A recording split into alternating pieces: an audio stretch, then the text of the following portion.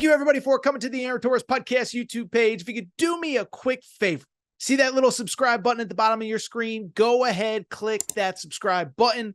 Really does help our channel grow, our audience grow, and I really do appreciate it more than you know. So click that subscribe button. Appreciate your support. Now, here's the video that you came here for. The first one on paper, the second one in terms of how the game was actually played. I do want to talk Auburn at Kentucky, okay? So this one, listen, Auburn's coming in. They're playing great. Kentucky coming off that incredible win against Oklahoma, basically at the buzzer. And you're sitting there and saying, hey, Torres, is there any way that Kentucky can pull off another big win and really just continue to position themselves for seeding in the NCAA tournament? At this point, we know what Kentucky's resume is. We know what they've done. We know who they've beaten. Yeah, Auburn had other plans in this one as Auburn goes into Rupp Arena and just an absolute destruction. Final score 94-78. With the win, Auburn shared at the time a part of the SEC regular season title, okay? So let's go ahead and just talk about this game a little bit from both sides. First of all, from the Auburn side of things, a couple things. Listen, early on, it was pretty competitive. It was pretty back and forth. Auburn jumped out to a pretty nice lead. Now, admittedly, a couple things went their way. Miles Kelly, a couple banked in three-pointers. I don't think you can plan for that. You heard Billis say on the call, I've never seen two in a row. So Auburn gets out to a lead. There's some weird technical foul stuff or flagrant foul stuff. All of a sudden, Auburn is up comfortably going into the half.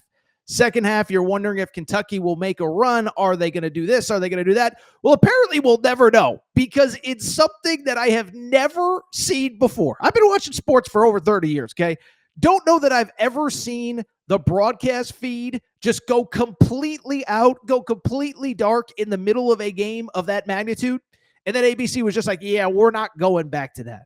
So we were all sitting there. We all had the same reaction. I'm watching the game. All of a sudden I see why is Joy Behar? Why is there an ad for The View on my TV right now? I was watching Janai Broome and Lamont Butler. What the heck is going on? All of a sudden, the game is out. I turn the channel. I come back. They're already in hockey coverage. So I don't know what the hell happened there. But listen, what you did not miss was Auburn running away with this and with the win. Transparently, listen, I could sit here and lie and pretend that I'm stunned that Auburn did this. You know what I'm actually a little bit stunned by? I'm stunned by the idea that people were surprised by the manner with which Auburn won. Listen, we've been telling you about this team since they played Houston in early November in Houston.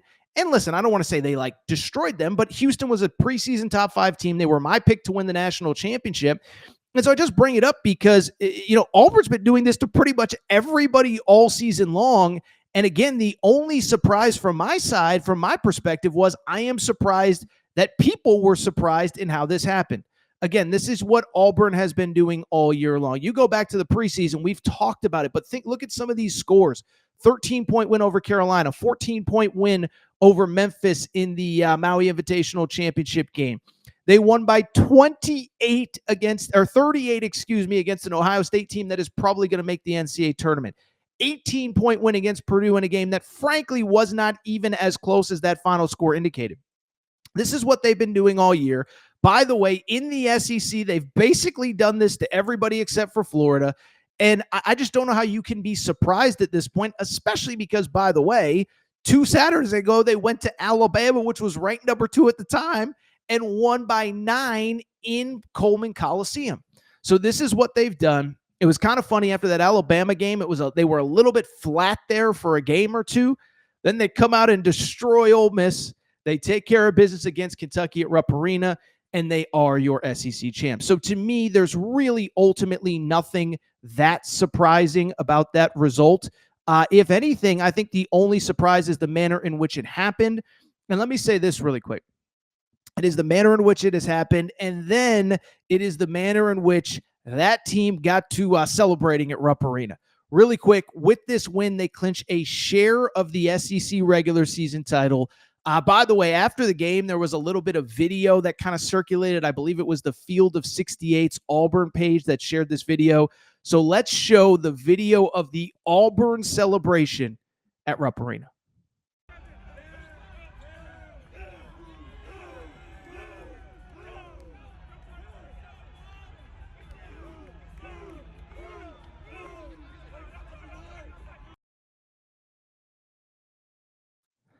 So for the podcast audio only audience, I apologize because, you can't do video on podcast. It is what it is. That was the new celebration that's sweeping America. Okay, so I'm a little bit young for the BTA, excuse my language, the belt to ass celebration that is sweeping America right now. I'm of the generation, I'm of the raise the roof generation. I'm of the, I don't even know what we were doing back in my day, whatever. But this is the new celebration, the BTA belt to ass. And Auburn ran to their fans, grabbed a couple belts, and started doing the celebration. Listen, I know that this made some rounds on some of the Kentucky pages and the Kentucky blogs and this and that. Listen, Kentucky fans, I never tell fans how to feel. I don't think it's a big deal. I think, listen, a celebration of an SEC regular season title or a Big East regular season title or a Big 12 or an Atlantic 10 or Mountain West, doesn't really matter. It's a celebration of a year's worth of work. So I have no problem if you happen to clinch on the road, you happen to go to your fans, which obviously this was the case because the fans were handing them belts, and you happen to celebrate with your teammates, outside of the realm of the other fans in the stadium. You're not taunting the other team, nothing like that.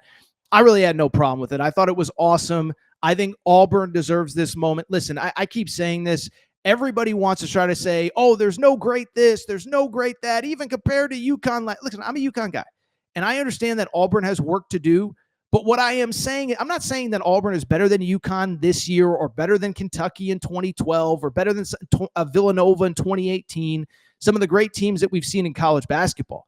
What I am saying is they are in the middle of one of the most incredible regular seasons that we have ever seen. So they absolutely deserve to celebrate. I absolutely have no problem with it. And then what was really cool was this, is that as they're flying back to Auburn, they fly back to Auburn. The game is a 1 p.m. Eastern time game. The 4 p.m. Eastern game is Tennessee, Alabama, which we will get into in a minute. But I only bring it up because they flew back. They were already in Auburn. They were taking a bus back to campus. And that was when they were watching the Alabama-Tennessee game. Remember, if Tennessee won that game, it meant that Auburn was the outright SEC champion. If Tennessee had lost to Alabama, Alabama in theory still could have clinched a share of the regular season title. Well, I bring it up. Great job by the Auburn social media crew. Got to assume they're not going to have a problem with us running this video. Again, for the podcast audience, I apologize, but it's great video. But Auburn needed a Tennessee win to clinch the outright regular season SEC title. You probably know by now how it happened, but dramatic fashion. We'll get to Jemai Mashak's buzzer beater in a second. But here is the Auburn basketball team seeing in real time that they were the SEC champs.